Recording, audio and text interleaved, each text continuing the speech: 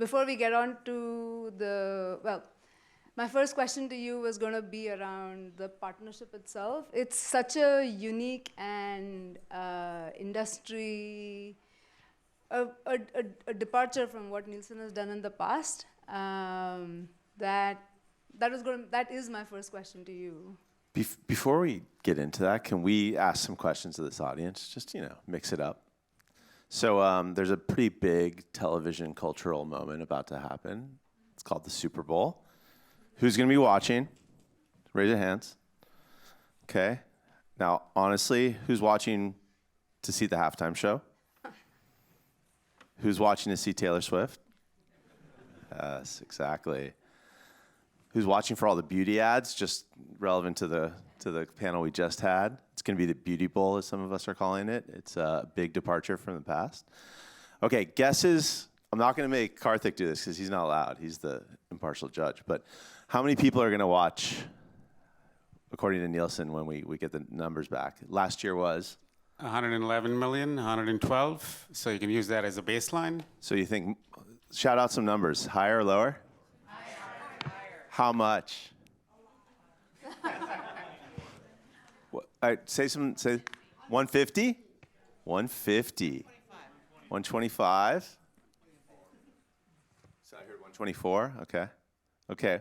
Well, if you send me your guesses, Kevin@EDO.com. We'll send you some package of good swag and some other fun stuff. It'll be Price is Right. You can't go over. The closest that's under the actual, according to Nielsen, and no one ever asks anything other than what's the Nielsen number. So that's my little pitch into our partnership. I have to say that watching, and this is going to be a men-women thing, but watching men call this a beauty bowl, because for the first time we're talking about Taylor Swift and not a player, it's shaking the men. I'm like, oh my God, why is Taylor here? She is bigger than anyone on the field. For sure. This Sunday. And it's not a beauty bowl, it's a football game. But for the first time, probably the audience coming to watch the game is, beyond what an standard or in the past. She's changed the mix of ads, Correct. too. I mean, forget the ads, just the people coming to watch the audience. Game. Yeah. I mean, these brands are smart. They're watching this cultural moment. They're seeing how this audience is shifting. They're seeing how they engage with the ads differently, too. We see that the ads where you've got Taylor or Travis in the creative, before and after their relationship became public awareness, the performance is much higher as we measure it. The engagement is much higher with those brands that are aligned with them. And the audiences are larger in those games that he's in. And when she shows up, it's even larger again. And so it's a truly phenomenal and quantifiable impact. Amazing. It's also important to win the game. Yes. So if you don't win the game, none of it matters. So let's see what happens on Sunday. Yeah.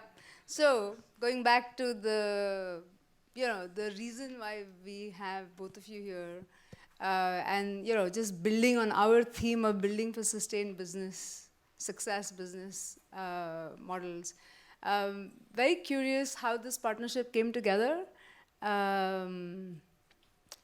Because on the buy side, this is a great way for us to visualize stuff, but it's still the Nielsen data. So would love to understand more about how this partnership sort of came together. Yeah, thanks, Ashwini. I think it's just important for everyone to know Nielsen's always believed in impact or outcomes as a metric, as a complementary sort of metric to reach and frequency. It's always been our core belief. I think Karen in a session earlier before talked about NCS, which is Nielsen Catalina Solutions. It measures ROAS, which is, call it, bottom of the funnel. We've been doing that for over a decade. We have top of funnel metrics, just the usual ones, awareness, intent, for over 10 years, 3,000 plus campaigns just in the last year. We've always believed in the role that outcomes plays as a complementary metric to base reach and frequency. I think what's really unique in our approach with EDO is it stands for what we believe in many ways. One, scale is really important. And typically, top of funnel, it's pretty hard to get specific. It tends to be top of funnel, so it's really abstract metrics. And lower funnel tends to be incredibly specific, so it doesn't really scale across categories that easily.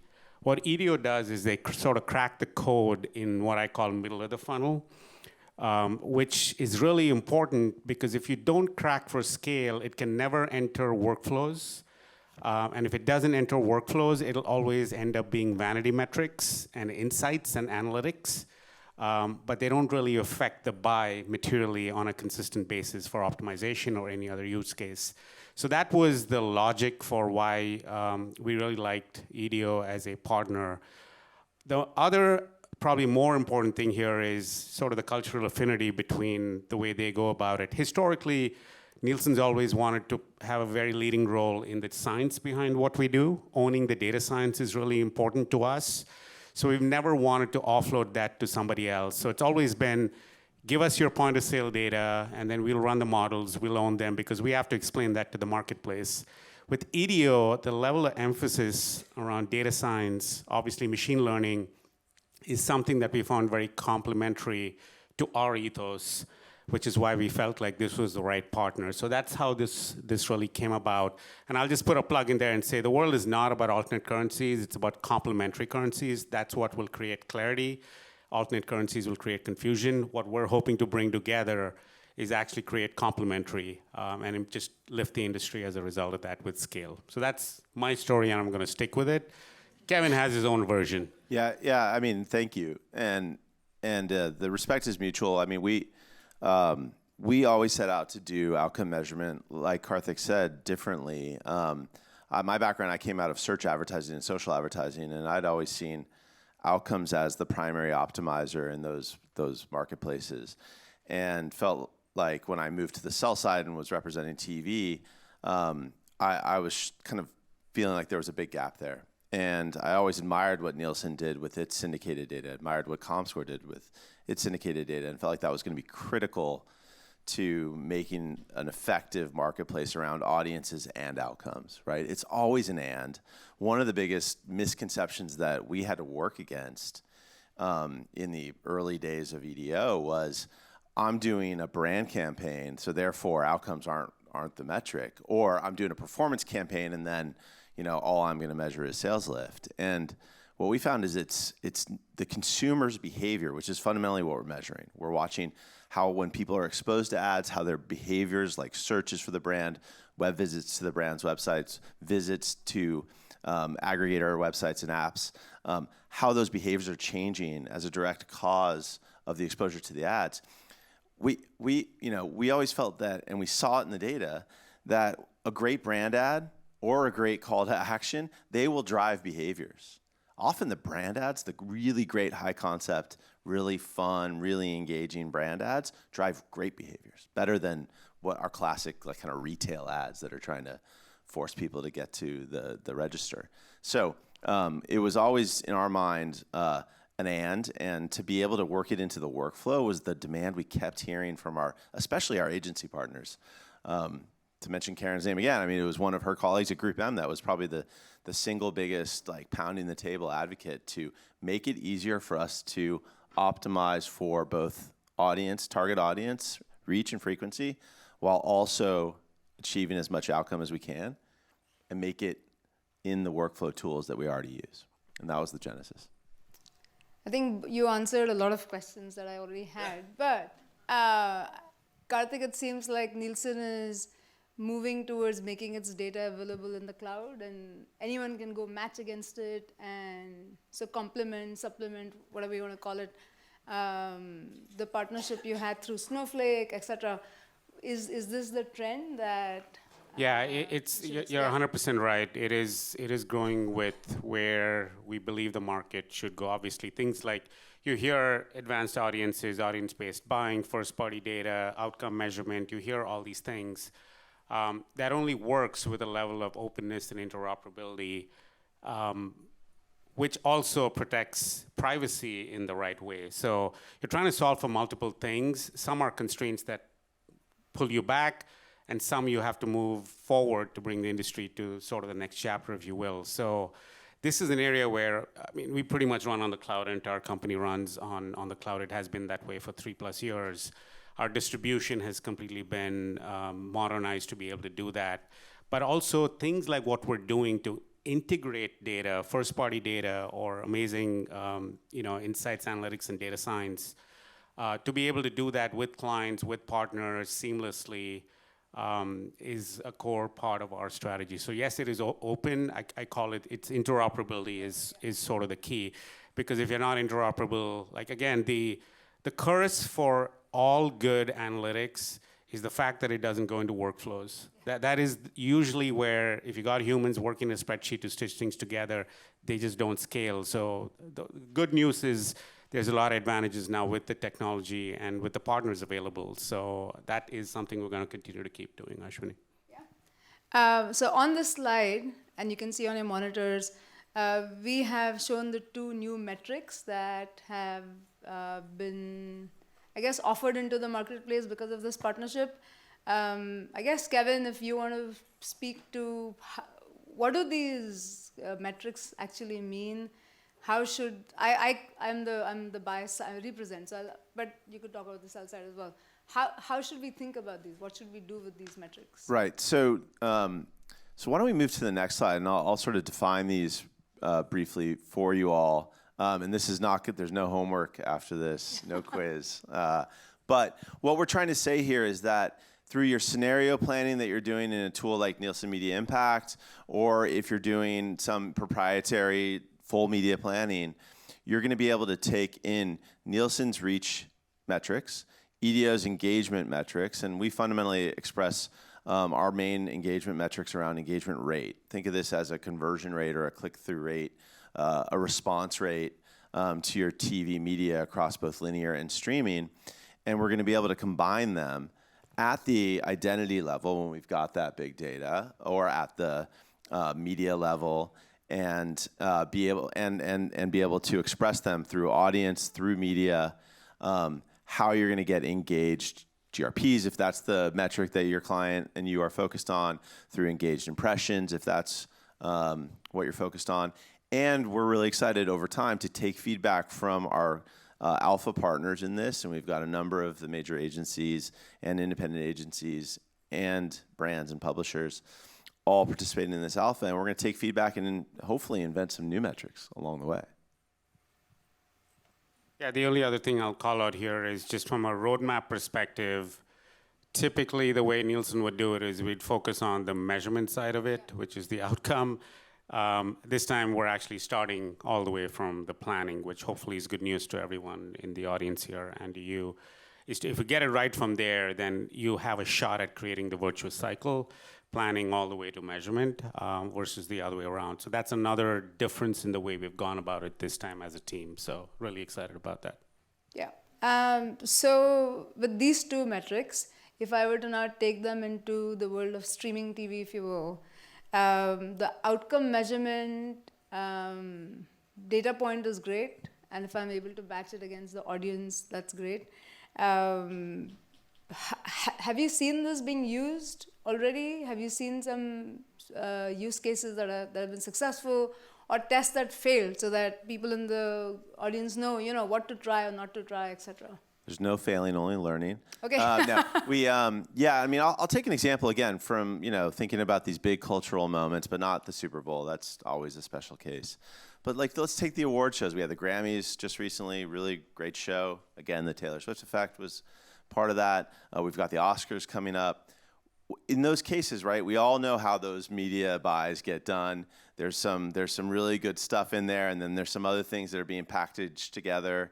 There's a sausage making kind of analogy in that. And what we're able to do, and what we're able to help you do, is look at that combination across screens. And often these days, you've got publishers offering you simulcasts across, CBS, Nickelodeon, and so forth. And so you've got some complexity around that reach that you're going to be able to achieve of your target audiences, and what's that engagement. And fundamentally, most of your clients are going to be judging you on the efficiency on a dollars basis. So here you're going to be able to say, across this big package that's being presented to me, let me really assess this on how much of my target reach and the engagement I'm trying to drive am I going to be able to achieve on a per dollars basis, and really start to make very rational decisions about those investments that are often quite significant parts of your total spend for a client. So that makes sense. I was just thinking as you were explaining the metrics, Kevin, that perhaps not everyone is that well versed with EDO, the genesis, or what are the products that EDO offers. Yeah. So if you want to. Yeah, sure. I mean, so what as I mentioned, we're looking at lift, incremental lift above a baseline level for your brands that you're working on behalf of. And what we're saying is how much of an engagement lift you're seeing from your ad campaigns. And we do this on a per impression or a per airing basis, whether it's streaming or linear, respectively. So we're very granular with this. And the fundamentals to it are understanding those baseline levels. So understanding the propensity of the audience you're targeting to be engaging anyway, and seeing what is the true incremental lift there in the behaviors that we're measuring. So it's branded searches, branded website visits, app usage, and other aggregator type, shopping type behaviors. And we do this across categories. We're very careful with our data quality as we set up new brands. We're tracking over 4,000, getting close to 5,000 brands on an ongoing, always-on basis through data sources that we are either collecting ourselves or we're licensing from partners who have full privacy permissions from the individuals being measured, so that we're able to do a very privacy-proofed approach to measuring that lift. Your clients can add first-party data optionally, but at its core, we're collecting all this data whether you're a client or not. So you've got the ability to look at not only history for your clients in question, but their whole competitive set, and do very flexible benchmarking against whatever is the appropriate benchmark for the case in point. Yeah, and if you just want to go to the last slide, yeah, perfect. Karthik mentioned this. The Forays has done extensive studies around measurement. When the whole swirl of multi-currency or alternative currency started, we really looked at what does it really mean to be an alternative currency? What do you really need? And we took a very clear point of view, it's a public point of view, about the distinction between measurement and currency. Measurement, you can have 1 billion partners if you like, measure whatever you like based on the campaign you have. If it's digital, linear, mobile, the sky blimp, measure the way you want. Currency has to connect across everything. And so for a measurement product to convert into a currency, it really does need to pass muster in terms of its ability to be audited, and for me to be able to, interoperable is the word, right? Can I carry it with me across all the buys that I'm doing? And so the study that we did with the ANA and SIM, and we published our first paper, we kind of said something similar. It's not either or, it's probably Nielsen +1 if you choose to. So maybe there's a publisher or a distributor that chooses to work on a different currency, but you still need to buy the rest of it using something that you have in the past. And so I guess question for both of you, where do you kind of see this multiple currency discussion moving? Because on the digital side, so anyone in the room who came to this whole media buying ecosystem from digital, we are used to multiple whatever. Like end of day, you bring it back to your ad server, you true up the numbers, and that's your number. Linear TV has been different. And so question for both, like, where do you think this is going? Because for the buyer, we need to have full, whatever new currency shows up, it needs to be audited, and we need to be able to stand by it as we buy against it, if you will. So what's the... Yeah, I'll just throw out a couple of important concepts, right? Again, it roots back into the difference between currency measurement. The first is a currency does not have a choice to measure slivers of the population, right? It just does not. We have to measure 100% of the population at all points in time from an exposure to content or an ad. Why do we have to do that? Because a currency has to represent the face of a said market. If you don't do that correctly, you have no idea what the impact is and what the reach is in diverse audiences. You don't have any idea where propensity exists to purchase products or to consume content, and that has a real vicious negative effect on what content and brands are actually doing with the entire face of said country, call it America in this case. And we have to do this across all markets. So I think the rules of how you build a currency, first is coverage. The second is, obviously, transparency is really important, right? Because trust is the basis for a transaction to happen between buyer and seller. How do you build trust? Well, do people understand how a currency is built end to end? What are the inputs? What are the outputs? What breaks? What biases exist in the measurement system? All those things have to be made totally public. I can go on about this, but I think the important thing here is with more fragmentation and consumers actually bouncing between exposure environments, whether it's linear, whether it's streaming, whether it's CTV, however you define it, the consumer is not stuck on any one environment. They are moving seamlessly between. That's what we all do as consumers. So it's really important that all of this is measured with the same yardstick. If not, it's very hard for all of you in the room to actually do what you're doing on behalf of your clients really effectively.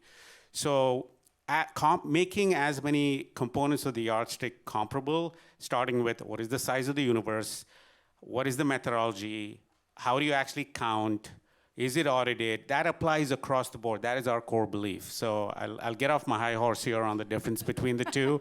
But I don't know if there's anything else you want to add. I agree 100%. I just add the word predictive.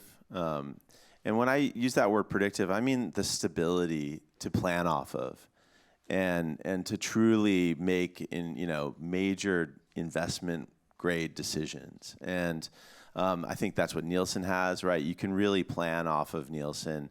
I think a lot of these other, sort of alternatives are not stable. That's really a big issue.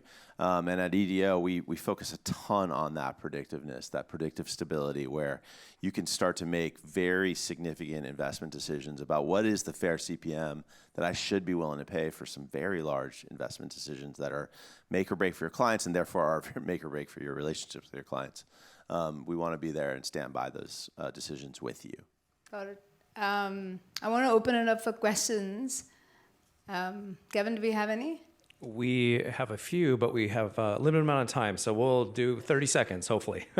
Kevin, what's EDO's typical sample size used for measurement? So we have across our ad exposure data on streaming and linear, we've got about 15 million active TVs in the U.S. We create a householding graph out of those, so it's a subset of those 15 million TVs, but it's well over 10, 12 million. And then in terms of households, and then we're matching that against outcome panelists that we aggregate from a number of different partners in the order of like 2.5 to 3 million in the U.S. It's U.S. only for now. Excellent. It's for now. For now. Karthik, Kevin, thank you so much for your time. Perfect. Thank you so much. Thanks a lot.